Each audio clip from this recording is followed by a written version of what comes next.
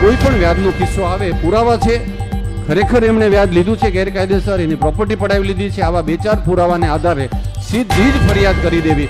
આજે જેટલી અરજીઓ છે જિલ્લામાં એ બધા જ અરજદારોને અહીંયા હાજર રાખ્યા છે અને સિનિયર લેવલે ડીવાયએસપી મારી સહિત બધા અરજદારોને સાંભળીને એમાં જ્યાં પુરાવા મળે ત્યાં ઓન ધ સ્પોટ ફરિયાદ કરીને એમનો નિકાલ કરાવડાવો. આ પ્રકારની એક ઝુંબેશના ભાગરૂપે ચાલી રહી છે.